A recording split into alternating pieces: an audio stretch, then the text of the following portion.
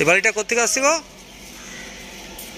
হ্যাঁ, এই চড়া থেকে, বালির চড়া থেকে।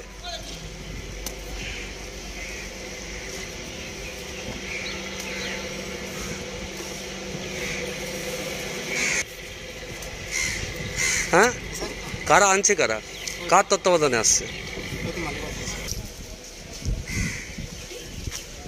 মালিক কে?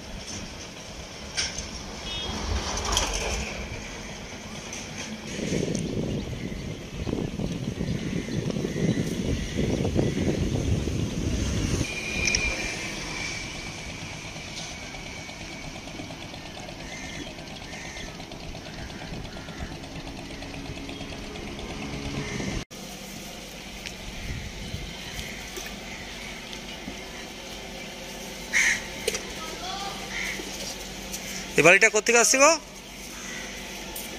হ্যাঁ, এই চড়া থেকে, বালির চড়া থেকে।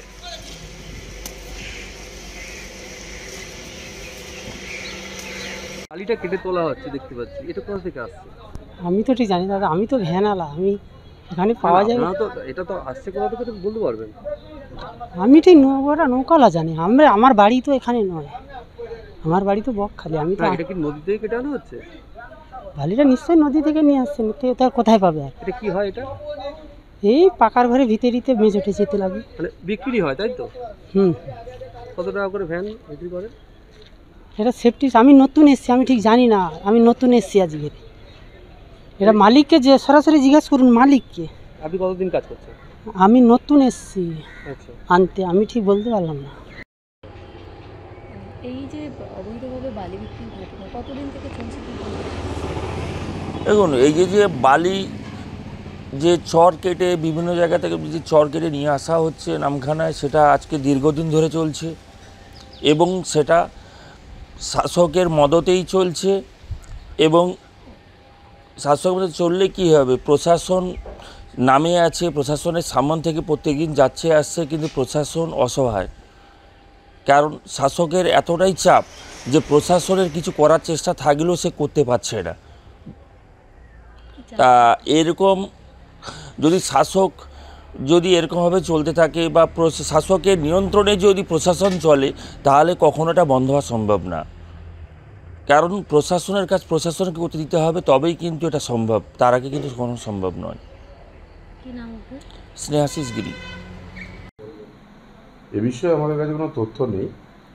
লোকালি যাদের বালি আমাদের যেটা কাটা হয় সেটা হচ্ছে কাকদ্বীপের লট 8-এ গভর্নমেন্টকে রেভিনিউ দিয়ে সেখানে সাদা বালি কাটা হয়। এবং মানে আপনারা জানেন সেখানে প্রচুর পরিমাণ বালি প্রত্যেক বছর গঙ্গাসাগর মেলার ড্রেজিংয়ের সময় হতো এবং সেটা আমাদের ল্যান্ড ডিপার্টমেন্টের মাধ্যম দিয়ে সেটাকে অকশন করানো হয় এবং সেটাকে আমাদের পরবর্তীকালে সেটা থেকে মানুষরা কেনে তা ব্যবহার করার জন্য। কিন্তু এইখানে দেখা যাচ্ছে একদম মুড়িগঙ্গার যে নতুন যে চর তৈরি হয়েছে হাতানিয়া দোয়ানিয়া এবং মুড়িগঙ্গার যে মাঝখানে, সেখান থেকে বালি কেটে নিয়ে আসা হচ্ছে এবং একদম সরেজমিনে সেটা দেখা যাচ্ছে বালি বিক্রি করা হচ্ছে 400 থেকে 500 টাকা ব্যাগ। না, এই বিষয়ে আমার কাছে কোনো তথ্য নেই। আপনারা যখন বললেন ব্যাপারটা আমি খতিয়ে দেখবো, বিএলআরও এবং পুলিশ প্রশাসনের কাছ থেকে মানে আমরা জানবো। মানে এখনও পর্যন্ত এই বিষয়ে মানে আমাদের কাছে কেউ অভিযোগও করেনি, কিংবা ওই যে বালিটা কাটা হচ্ছে সেক্ষেত্রে মানে আমাদের কাছে কোনো তথ্যও নেই। তো আপনারা যখন বললেন অবশ্যই জিনিসটা আমরা খতিয়ে দেবো। এই বিষয়টা আমি জানতাম না, এখন শুনতে পেলাম। তো দেখছি আমি ব্যাপারটা কত কি হচ্ছে না হচ্ছে আমি তদন্ত করে দেখছি, আর যা অ্যাকশন নেওয়ার সেটা নেব আমরা। এখন এখানে তো বালির কোনো অকশন হয়নি এবং লিজ দেওয়াও হয়নি।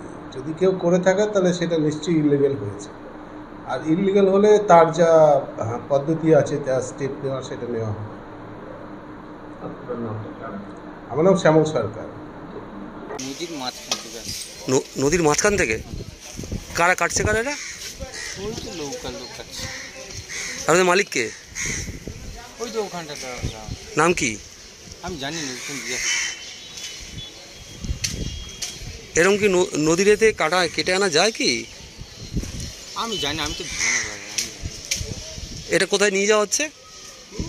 কাছাকাছি লোকেদের বাড়ি বিক্রি করা হয়? ঘর হ্যাঁ, ঘর আর দেখুন, তৃণমূলের সব খাওয়া শেষ, এখন ওই নদীর চরগুলোই খাচ্ছে। এই যে নামখানাতে যে বালিগুলো অবৈধভাবে তোলা হচ্ছে, প্রশাসন যেখানে নিষিদ্ধ করেছে নদীর বালি তোলা যাবে না, কিন্তু তৃণমূল নেতাদের প্রত্যক্ষ যোগাযোগ এবং ওখানে মাস্তানি করার সুবাদে তারা কিন্তু এই বালি কেটে এখানে বিক্রি করছে এলাকায় ইনলিগালিভাবে। তার যা মাস্টার মাইন্ডার সমীর প্রধান, যিনি নামখানা গ্রাম পঞ্চায়েতের সদস্য, আর তার মাথায় হাত রয়েছে এখানকার বিধায়ক কাম মন্ত্রী বঙ্কিম হাজরা মহাশয়ের। তাই দেদার দিনের আলোতে তারা বালির নদীর চর চুরি করে খাচ্ছে। আপনি কি জটিল কিছু সমস্যায় ভুগছেন, সমাধান পেতে চান? যোগাযোগ করুন প্রখ্যাত জ্যোতিষ ও তান্ত্রিক মনসারাম ভট্টাচার্যের কন্যা মনসা কন্যার সাথে। প্রখ্যাত জ্যোতিষ ও তান্ত্রিক মনসা কন্যা হাওড়া জানবাড়ি ও হাতিবাগানের নিজস্ব মন্দিরেও বসেন। যোগাযোগ 9830106967 আর 9239655323।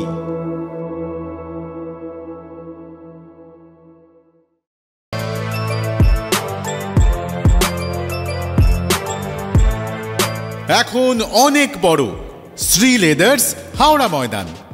কলার তুলে নয়, বুক চিতিয়ে চলা।